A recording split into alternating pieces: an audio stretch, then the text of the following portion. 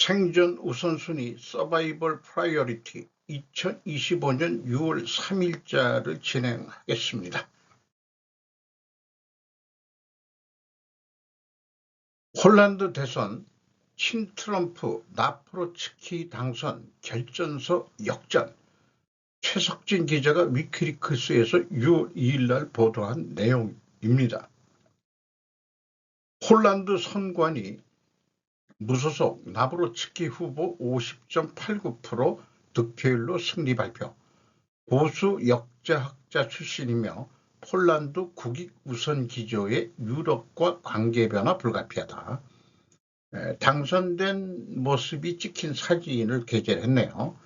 이번 대선은 유럽연합과의 관계 개선을 추진해온 여당과 폴란드의 국익을 우선으로 보는 민족주의 우파 야당 법과정의당 PIS의 맞대결 양상으로 치러졌다. 나프로츠키 후보는 무소속이지만 PIS의 지지를 받았다고 합니다. 보수 역사학자인 나프로츠키 후보는 폴란드 헌법이 유럽법에 우선한다며 유럽 난민협정에서도 탈퇴해야 한다는 주장을 폈답니다. 그리고 또 도널드 트럼프 미국 대통령과 적극 협력해 안보 불안 및 불안 문제를 해결하겠다고 밝히는 등 반유럽 친트럼프 정책을 내걸었다고 합니다. 우리나라 오늘 대선 저도 투표하고 와서 방송을 하는 겁니다만은 누가 될지 두고 봅시다. 트럼프의 대규모 세금 법안은 상원의 잠재적 변화로 나아갑니다. 라일리 백인 US 투데이에서 6월 2일 날 보도했습니다. 상원 의원들은 트럼프의 큰 법안에 대처하고 몇 가지 변화를 준비합니다. 하원 공화당 의원들은 도널드 트럼프 대통령의 광범위한 세금 및 정책 법안을 근소한 차이로 통과시키며 자신들의 역할을 다했습니다. 다음으로는 상원의원 차례입니다. 최소 12명의 상원 의원이 서명하기 전에 패키지를 수정하고 싶다고 밝혔습니다. 5월 30일 백악관에서 연설한 트럼프 대통령은 상원이 하원을 통과한 법안에 포함된 감세보다 더 많은 세금을 인하하기를 바란다고 말했습니다. 공화당 지도자들은 서류 미비자들의 복지 프로그램 접근을 막고 세금을 감면하며 남부 국경을 확보하려는 당의 노력을 선전했습니다. 스콧 베센트 재무장관은 미국이 8월 중 부채 한도에 도달할 것이라고 말했습니다. 그는 재앙적인 재정 불이행을 피하기 위해 그 전에 의회에 패키지를 통과시킬 것을 촉구했습니다. 이 패키지에는 부채 한도가 4조 달러 증가하는 내용이 포함되어 있습니다. 이 법안은 저소득층 의료 프로그램에서 6,250억 달러를 삭감하는 한편 부분적으로는 자녀가 없는 건강한 성인을 위한 새로운 근로요건을 도입하여 약 760만 명의 미국인을 보험 적용 대상에서 제어할 것입니다. 혼자 사는 할배들이 복지 수당 같은 걸 받고 있는 모양인데 일을 해서 먹고 살아라. 일자리는 마련해 주겠다. 이런 얘기인 것 같습니다. 민주당은 이 패키지를 저소득층의 혜택을 박탈하면서 가장 부유한 미국인을 위한 경품이라고 비난했습니다. 이 법안 때문에 시골 병원들이 문을 닫으면 아이오와 미국 시골 병원들이 이 법안 때문에 문을 닫으면 더 많은 사람들이 더 어린 나이에 사망할 것이라고 세는 말합니다. 상원에서 이루어진 모든 변경사항은 하원을 통과하기 전에 하원과 함께 다시 협상해야 하며 공화당은 민주당 없어도 단 3표만 잃고 법안을 통과시킬 수는 있다 이렇게 얘기를 하고 있네요. 이 사진은 2024년 12월 14일이니까 당선이 확정되고 나서의 125회 육군 해군 축구 경기에 마이크 존스 하원의원장과 차기 원내대표 존 툰, 그다음에 도널드 트럼프 대통령 당선인 JD 벤스 부통령 당선인이 참석을 하고 있는 사진을 게재를 했군요. 일이 일어날 것이다. JP모건 CEO 제이미 다이먼 채권시장 균열 경고. 코너 스미스가 발언지에서 6월 1일 날 보도한 내용입니다. JP 모건 체이스 CEO는 금요일 경제포럼에서 채권시장의 균열을 경고하며 미국이 비트코인 대신 군사장비를 비축해야 한다고 말했습니다.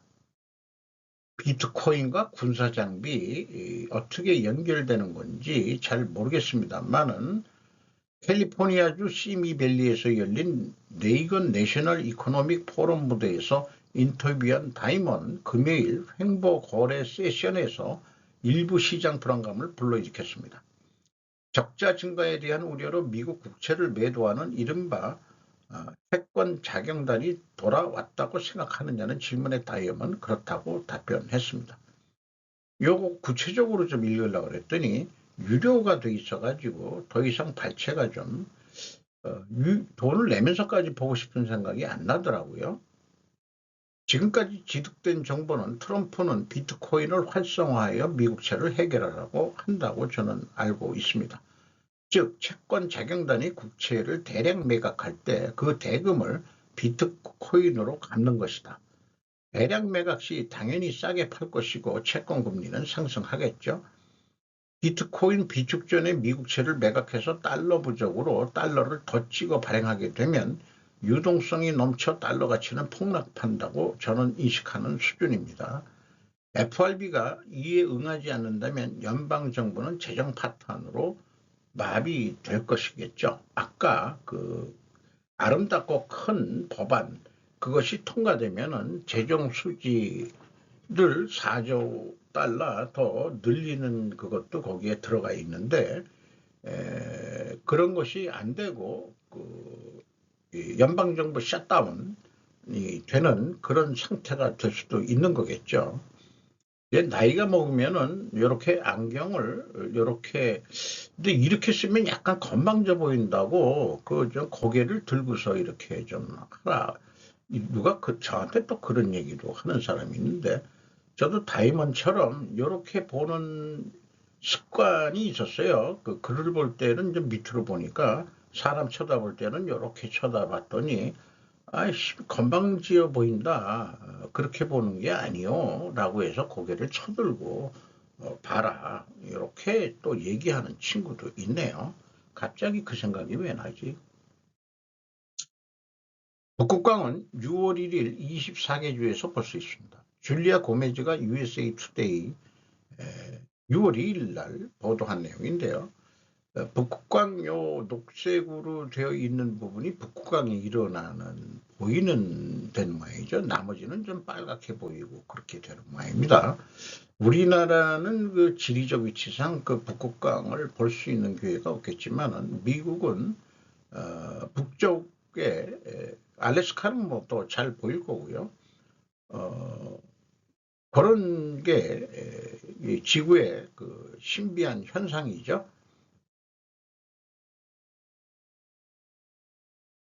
네, 이것도 상상도인지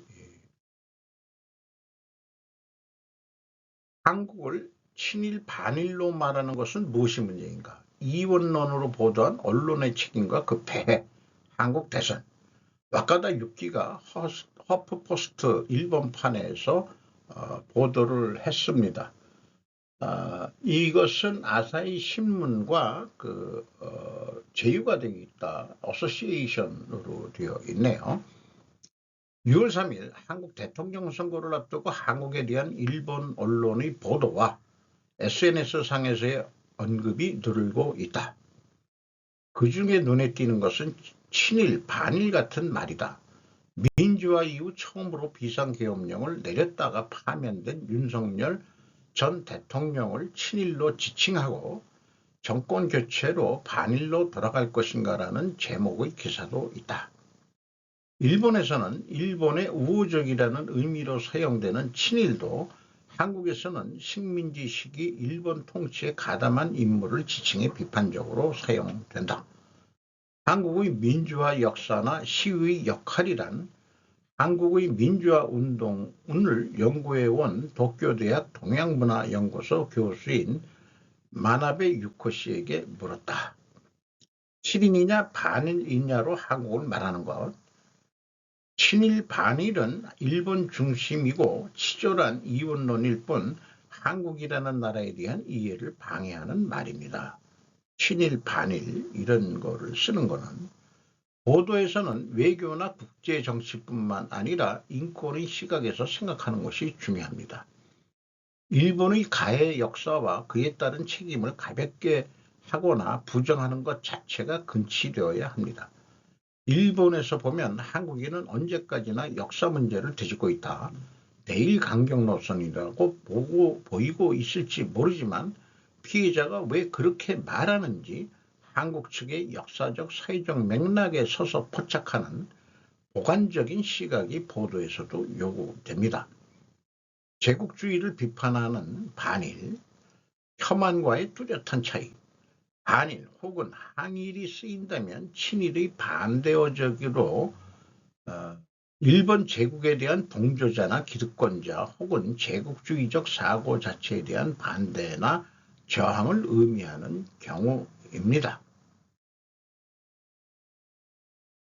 한국인의 대부분은 국가 정부와 개인을 분명하게 구별하고 있습니다. 과거 한반도를 식민지 지배했던 일본 제국이나 전후에도 가해 사실을 숨기고 없었던 일도 만들려는 정권에 대해서는 물론 비판적이지만 일본인 개개인은 별개라는 인식이 대부분입니다. 참 착한 한국 사람들이죠. 혐한은 반지성적이고 난폭한 묵기입니다. 혐한과 분명히 다른 것은 한국에서 반일, 항일이라는 말이 사용될 때 좋다 싫다는 감정에 근거하는 것이 아니라는 것입니다. 매우 논리적이고 제국주의나 식민주의 비판에 근거한 것으로 그 화살은 일본뿐만 아니라 한국인에게도 향합니다. 반일 시위 부추기는 유튜버들, 윤 전 대통령 탄핵 시위를 반일 시위로 부르며 근거 없는 유언비어를 반복적으로 일본 시청자들을 향해 발신하는 유튜버도 있습니다. 유튜브 동영상에서 윤 전 대통령은 친일이고 그 탄핵을 요구하는 시위는 반일이라고 합니다. 한국 근현대에 대한 지식이 충분하지 않으면 친일 반일 이원론 덫에 쉽게 걸려버리는 두려움을 느꼈습니다. 윤 씨는 그런 민주화 운동으로 사람들이 어렵게 쟁취한 직선제로 대통령이 선출됐는데도 계엄령으로 스스로 민주주의를 파괴하려 했다. 그렇기 때문에 국민들은 분노와 기막힘을 느끼고 시위에 나섰던 것이다. 상조로서의 데모. 한국에서는 지금도 국가보안법이 있습니다. 1948년 당시 이승만 대통령이 집권 반대 세력을 단속하기 위해 일본 제국이 치안유지법을 바탕으로 만들었다고 합니다.